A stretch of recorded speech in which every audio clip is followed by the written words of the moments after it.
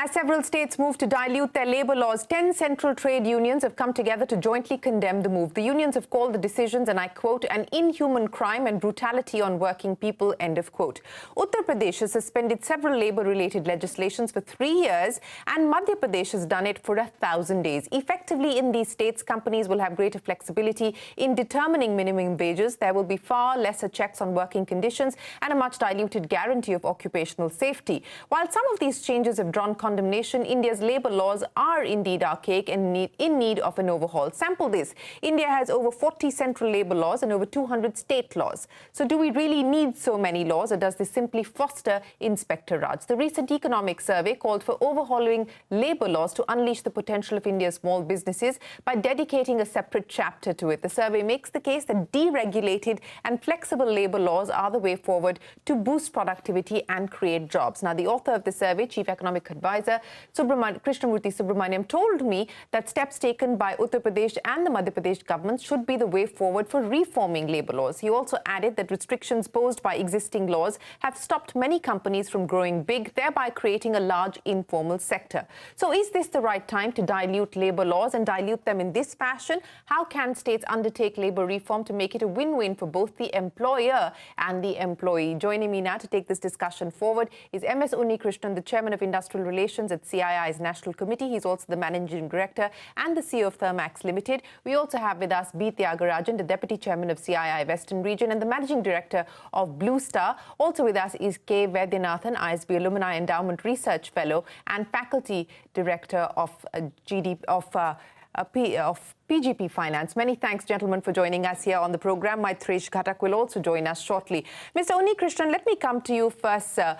It is, not up for debate the fact that we've had a complexity of labour regulation in this country. I've been, on this channel for the last 20 years, and every budget, this is a demand that's made by industry. But the question is this the way to go about it? Does deregulation mean complete suspension in the manner in which Uttar Pradesh and Madhya Pradesh have moved?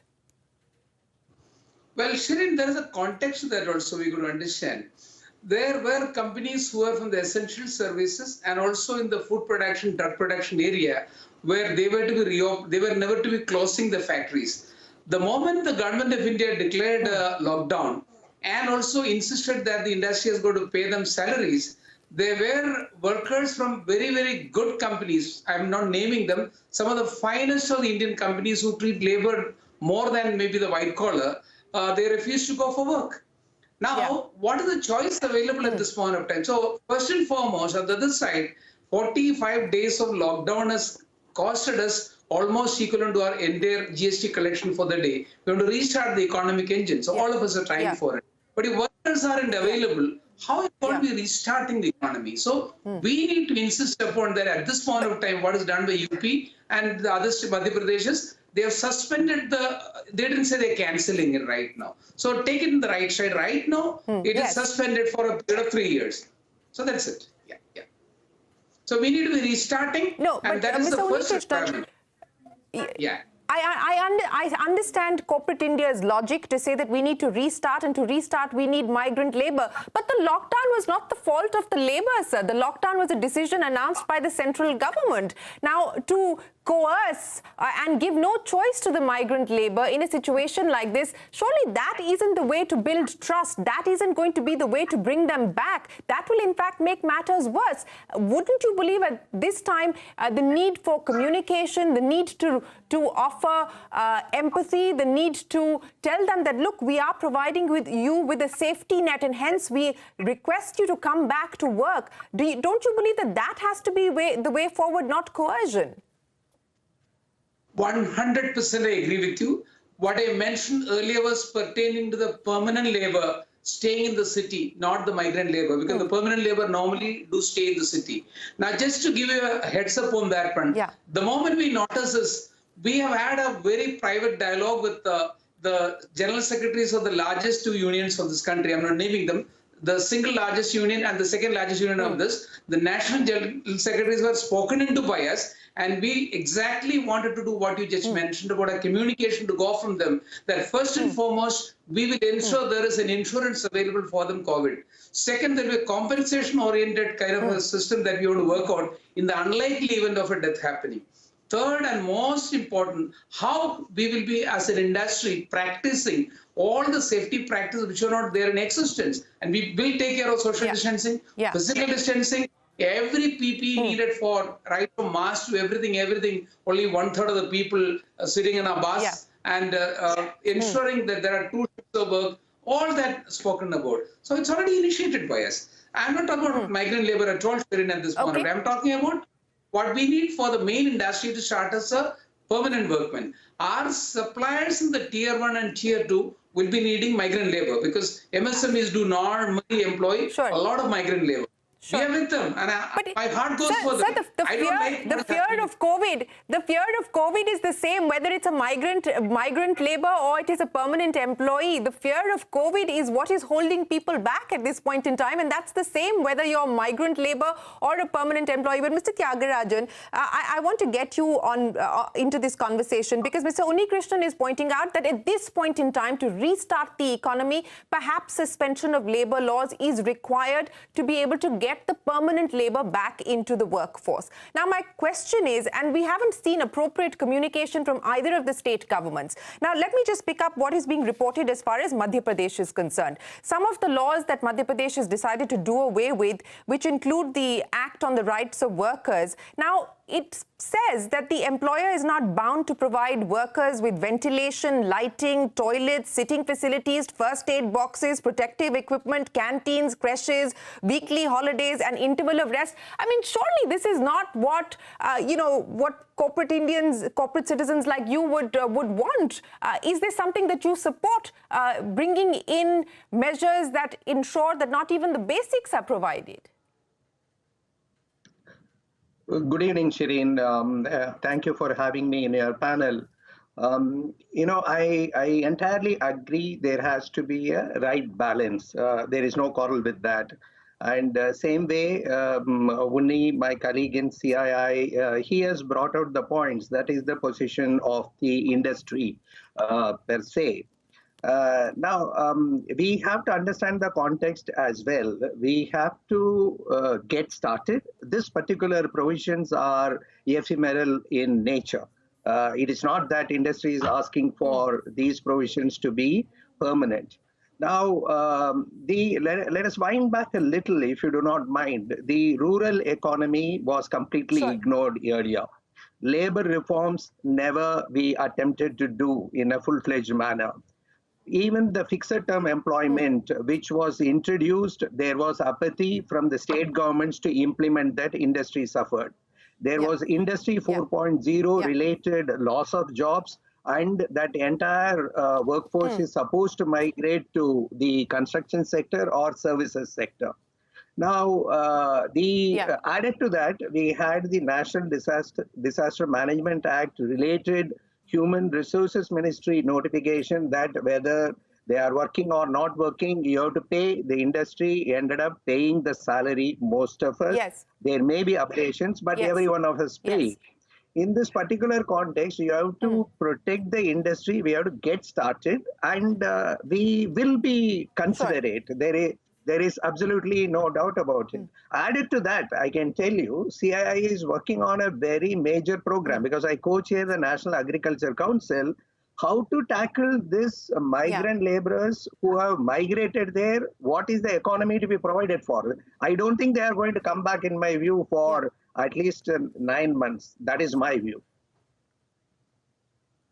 Okay. You're saying that the migrant labor will not return for the 9 months, and Mr. Unnikrishnan fears that the permanent workforce will also not return given the fear of COVID, and hence these measures are needed at this point in time. Let me bring in Mr. K Vaidya Nathan as well. Mr. Vaidya Nathan, the argument that has been put forward by the 2 state governments that have decided to do away with the labor regulations is that this is being done to invite fresh investments. This is being done to woo investors who are looking at moving supply chains out of China, and this will be an opportunity for India to capitalize on. Now, will global investors view it that way? Because global investors want certainty. Now, global investors will perhaps have to weigh what happens after 3 years or what happens after 1,000 days. Will this pitch work with global investors who want a predictable environment? And at this point in time, well, state governments are saying no labor laws or very few labor laws for 3 years in the case of UP or 1,000 days in the case of MP. But, you know, who knows what comes next or after? Okay, Shereen, let's get our facts right, okay? So I'm just going to take a step back and talk about the labor market first, very briefly, and then talk about, you know, the representation that these unions have and, you know, what percentage are we talking about. So our total labor force is some 46.5 crores. That's our labor force, okay? Yeah. Of that, the informal sector is 41.5 crores, which means the unions represent only 5%. That's barely 11% of the workforce. Okay. Now we have a very dichotomized labor market. We have on one hand these 11% which are unionized and have all the safety security, and wherein, you know, even if a firm has to shut down, they get permission from the state government. And then you have this 89%, 90% of this informal sector which doesn't have any of these benefits. So when these unions are talking about, they only represent 7% of the workforce. Okay, that's my point number one. I understand that. I understand that. Now, so your point about, you know, getting investments from China. Now, the changes that are being made, some of them are being made for the pandemic. Okay, so there is a change in the Shops and Establishment Act, wherein what the change says is that instead of shops being open from 8 a.m. to 10 p.m., the shops will now be open from 6 a.m. to 12 a.m.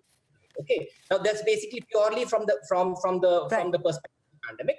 Now, as the CEA has said, and, you know, as has been mentioned in the economic survey, there is a possibility or an opportunity, if you would like, of getting some of the supply chain from China onto India, because the world has realized that, you know, the supply chain was completely shut down from Jan to March, and if you put all your eggs in one basket, that is China, the supply chain could get you know, disrupted at any point in time. So they're looking for India as an opportunity. Yeah. You don't want, so right, we have 44 central laws for labor because it's a concomitant subject, and, you know, the states also labor. There's some 150 plus labor laws of different states. And, you know, there is a boutique industry of consulting services, legal consulting services for foreign firms. They just brief them about the labor laws in the, so you know how tenuous these labor laws are. No, so Mr. Vaidya Nathan, Mr. Vaidya Nathan, just a second, sir. I'm in agreement with you. In fact, as you might have noticed at the very start, we said that India does not require 40 central laws and 200 plus state laws. We're in agreement there. The question, though, is this the right timing and the manner in which it is being done by way of ordinances? Because let's also remember that the central government is in the process of designing for labor codes. That process has been underway. What has been announced by UP and MP and now, you know, might be taken forward by other governments is the ordinance route without much clarity on how this is going to work. So I understand the argument that you're making, but the point that you know, from the other side is that this may in fact make matters worse. Let me come back to you, but let me get in Maitreesh Ghatak, professor at the London School of Economics, also with us. Maitreesh, many thanks for joining us. We are still awaiting, as I pointed out, details of these ordinances that have been moved by UP and MP. We don't know what the centre will choose to do because the presidential assent is still awaited. As I pointed out, there are labour codes that are being reviewed by the centre at this point in time. Do you believe that this ordinance route taken by these two state governments, and perhaps others may follow suit, will make matters worse as we get out of this lockdown and try and kickstart economic activity? Or do you believe that this will, in fact, bring in the fresh investment to restart economic activity, which is the hope of the government? I don't think this is the obvious reform that I would have expected at the moment, because essentially we are going through a once-in-a-century crisis, public health crisis, which has led to a complete economic lockdown of the country and various other countries as well. And before the crisis started, if anything, the economy had slowed down quite a bit, and there were signs of persistent slowdown, etc. And the general consensus that had emerged was this was a demand-side problem that would basically look, if consumer demand is not forthcoming, investment demand will be stalling as well. So labor laws, whatever their merits, and there is enough controversy about that. I mean, labor laws are fundamentally a supply-side measure on the labor market, right? So if you believe the supporters, labor laws are what is preventing from the kind of labor markets functioning at a much higher level of hiring people, workers moving around. So it's I don't know when you have a drought situation, does digging more ditches and things like that, is that the best way to approach the problem? I'm not, as you rightly said, that we don't have enough of the details and how much the other states are going to follow and what the center is going to do, but it's not a first order response that I would have expected. Okay. Not a first-order response that you would have expected. But let me go back to Mr. Unnikrishnan.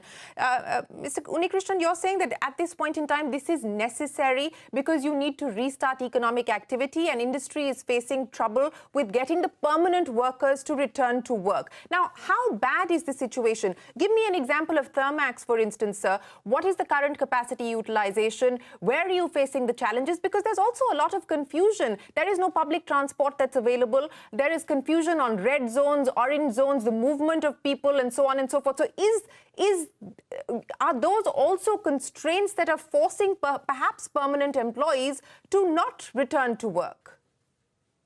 Well, arranging transport permits and everything is a responsibility of the managements of companies. So those constraints are there for the companies, but not for the individual worker, which is being taken care of by the companies. More importantly, there are some positives in what you mentioned about, but what we are currently talking about is most of the factories currently are running between maybe at 25 to 35%. Very rare, very few who never shut down may be running at maybe a 40, 50%. Now, as we are moving further, there are also restrictions. I fully agree with you that a person living in a red zone in a city cannot move to a green zone factory at the outskirts. So that itself is a challenge. So what did we propose to the government that way? With the available labor, allow us to, if there's a consent from the labor, let's not restrain the working hours to 8. If it is an easygoing work, if the person is willing to work for up to 12 hours, we are willing to pay overtime.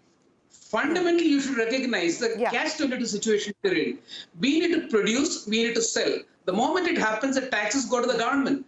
The government will be able to then utilize that money to support the migrant labor and the poor people. So we need to have a clarity that we have done enough and more harm to the Indian economy, whether it is in the services sector or in the manufacturing sector. Agriculture sector is only 14 to 15% of the GDP. Unless otherwise we reach to a level of maybe a 60 to 70% productivity level of all the installed capacities, by at least I would say September, we are going to be in deeper trouble. So we need to do this, and it's an emergency situation. In an emergency situation, we're doing emergency action. All of us, see, our heart goes to all the workmen. Please don't believe that. See, let me ask the counter question. The people who work in all the hospitals dealing with COVID patients, the policemen on the road, the essential services employees, are they not exposed? Are they not being provided PPE? So the organized sector and what my colleague Vaidya mentioned about unorganized sector also will be given. We need to have it started somewhere so that there is sufficient time available for everybody to come to a absolute conformity with all the requirements.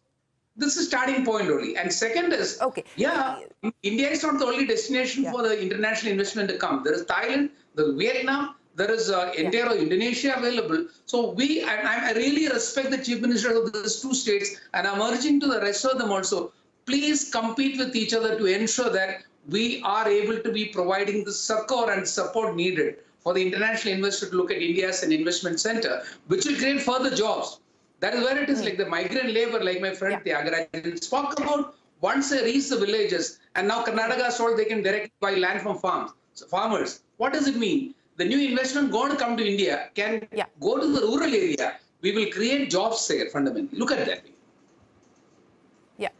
Absolutely. You know, you're right about the fact that labor is, Mr. Vaidya Nathan, I'm just coming to you, sir. Just coming to you. Labor is only one of the issues. When investors, whether domestic or foreign, look at investing in a particular region, they will look at human capital, they will look at land, infrastructure, and all of those other issues as well. Labor is one of those. But Mr. Thiagarajan, you know, there's a lot of intermingling of issues that's going on over here. What Mr. Unnikrishnan seems to be suggesting very clearly is that what we need is a temporary suspension of certain provisions to ensure that we can restart economic activity. Whereas what seems to be happening is this is being done to foreign investors as well. You know, this is being done to make India the preferred destination outside of China, and, you know, so on and so forth. Other states will follow suit. Now, if you can specify for me, like Mr. Unnikrishnan said, that one of the key asks of industry is that you extend the working hours from 8 to 12 hours with overtime. If you can specify for me what is the need of industry today to ensure that economic activity can restart? Yeah, Shereen, as I mentioned earlier, I fully endorse the view. This is ephemeral in nature. It is for a short period of time. Second thing is, by the very code of conduct, CII member companies follow a principle that everyone will be treated equally, whether it is permanent or temporary contract workers. The mistake that had happened is, if the fixed term employment reforms would have been implemented much ahead of it by the states, the situation might have been different. You also need to understand it is not just the manufacturing sector. It is the construction sector which would have lost many migrant laborers. And also today I heard that many trucks are not able to operate because drivers have disappeared to their native places. Now, the corporates hire these migrant laborers through a service provider. Now, this intermediary, how he is going to remobilize back, we do not know.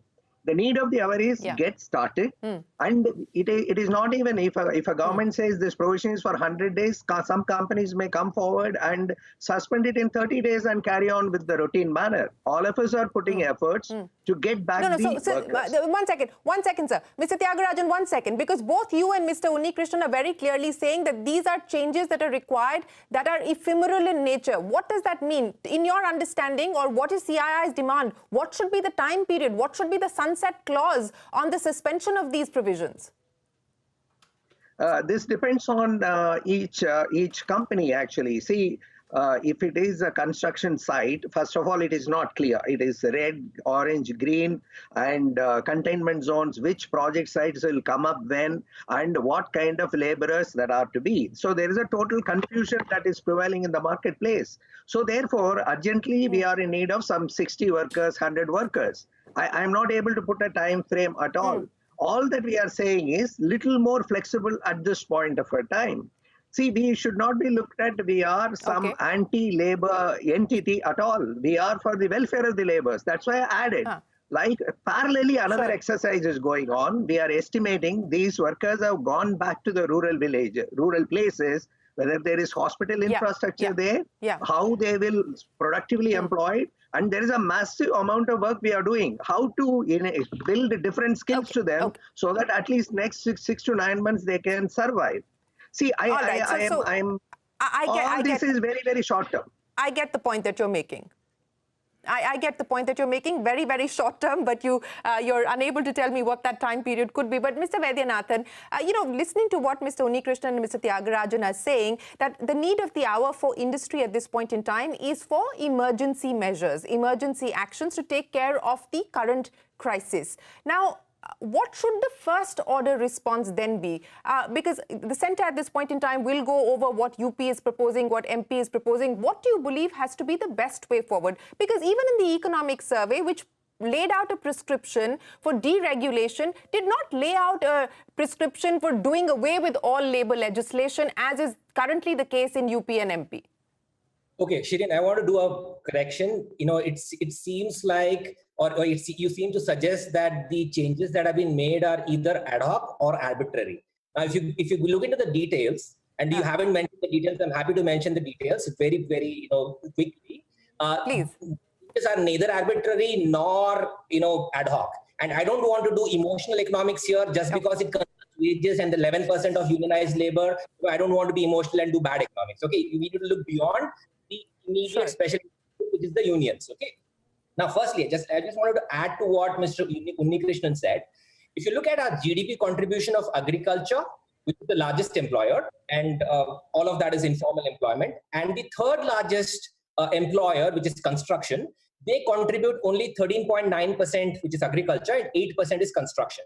But they employ about 56% of our workforce. Okay. Now, but the rest of the sector, which is services and manufacturing. Now, manufacturing contributes about 15.4% of GDP, employs about 12% of the workforce, and services employs about 31% of workforce and contributes to close to 58% of GDP. Now, what you're doing here is to basically make labor laws easy so that the sectors that contribute the maximum to the GDP, those sectors have more flexibility in terms of recruitment. Now, the ground reality is this, that you seem to, I mean, the discourse seemed to be that, you know, the 11% are being done away with, are given a hard deal, and, you know, the way it actually works is that most of these manufacturing companies and even services companies, they actually employ contract labor. And many of these reforms that have been taken, you know, been undertaken are on the contract labor laws, are on ease of compliance, are in the Factories Act,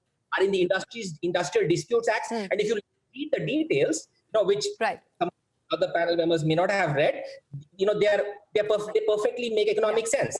So let's not do bad economics. Let's not just focus on just group the unions.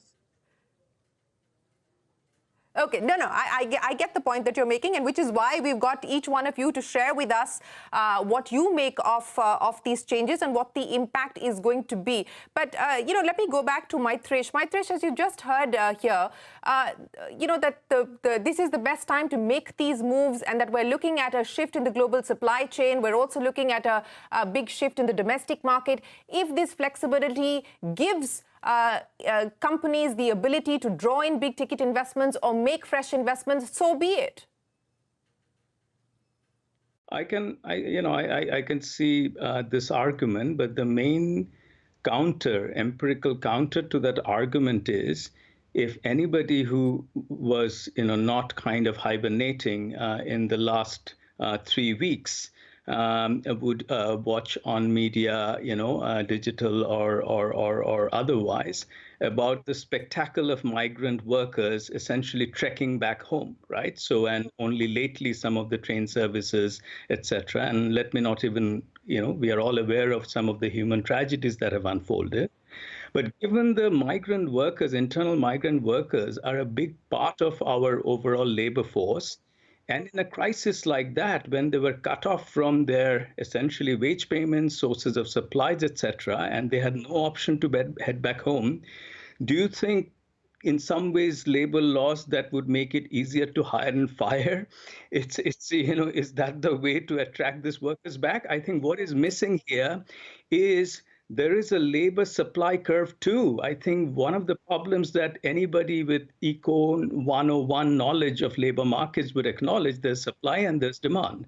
Now, it's not like that the labor demand side, which is the firm side of the demand, you know, which regulation presumably would affect, and I take that point, but you're taking supply for granted. Now, this could well be true in a labor surplus economy in normal times, but all the research on labor migration, internal migration, shows that there's actually massive under-migration compared to the potential, you know, labor supply that's out there in a population-dense country like ours. And the main factor that researchers have showed very, very carefully is risk aversion. If you're already on, you know, margins of subsistence, and you have at least a way to eke out a subsistence living in the villages, going to the city, and then this whole demonstration effect of what happened over the last 2-3 weeks. You know, imagine, put yourself or myself in the shoes, and so we're thinking international migration. You know, so we had to all pack up and, you know, head back to our hometowns. You know, we would get burnt, and those who are watching it would also kind of feel that, okay, you know, I mean, this cannot be. So therefore, to use a bit of nerd speak, you know, elasticity of labor supply has to be taken into account, that in some ways, as wages go up, unless some conditions improve, why on earth would these workers be sort of lining up to work? at the moment. Okay, let me get a final comment in from Mr. Unnikrishnan as well as Mr. Vaidya Nathan. And very quickly, Mr. Unnikrishnan, in exactly 10 seconds, you know, to address the concerns that have been raised, and I would imagine that industry will continue to engage with stakeholders, your employees at this point in time. You know, how would you like to ensure that there is a message that goes out that the guardrails will be in place, even as more states perhaps move down this road? We will want to communicate and will continue to be communicating even with the contract labor, may not be employed by some of the larger companies, but indirectly through our tier 2 and tier 1 MSME suppliers, that they'll be protected and everything needed to ensure their health is protected will be done. If there is a vaccine going to be produced in this country, we will insist upon that each of our suppliers will ensure that it is given to their temporary or contract labor. There are multiple things that we're currently working on, a code of conduct for all the members of the industry to ensure that human life is protected. One thing I want everybody to understand, we are not sitting here with that kind of greed in our mind. Currently, even we are concerned about that. The people who went to the villages, what is the livelihood for them? They ran away from farming and that they came into the cities for a job. So they have to come back and we will want them to be coming back, and we will be dialoguing with the unions of this country, whether it is organized sector or unorganized sector. We will have massive communication done to ensure that they come back. We want them back. Yes, and I think that is an important message that they are wanted back. Mr. Vaidya Nathan, I'll give you the final say, sir. The same question to you. As we move forward, and of course this is still awaiting presidential assent, what to your mind will need to be the safeguards that will or ought to be put in place? So firstly, the safeguards exist as before. The changes are only for new firms. Old firms, some relaxation has been done. And the only reason we have only 11% organized sector is because we have these, these onerous laws. Okay, so once you relax these laws, these informal sectors, the migrant workers to whom we pay homage to, they can actually get recruited in the formal sector. That's point number one. Secondly, the marginal propensity to consume of these laborers is quite high, and they're actually using whatever savings they have as of now. So the elasticity of supply in terms of labor is really high. And in terms of the lockdown is only till 17th of May. Once the lockdown is over, migrant workers can quickly come back with all those safeguards to make sure that the pandemic doesn't reach worrying proportions. Well, there's an uncertainty on whether the lockdown will lift or will continue post the 17th in the fashion that we've gotten used to. There was a meeting today with the Prime Minister. So we should know soon enough. But to Mr. Thiagarajan's point, even when the lockdown lifts, his concern is that we perhaps will not see migrant labour returning for many months. In fact, that's a concern that's been expressed by the Labour Minister Santosh Gangwar himself here on CNBC-TV18. This is a complex issue, one that will not be addressed in one television discussion. We will continue to have you gentlemen back with us to discuss the minutiae and the details. But for this evening, Mr. Unnikrishnan, Mr. Thiagarajan, Mr. Vaidya Nathan and Maitreesh Ghatak, appreciate you joining us here on CNBC-TV18. That's a wrap. We'll take a quick break. We're back with more.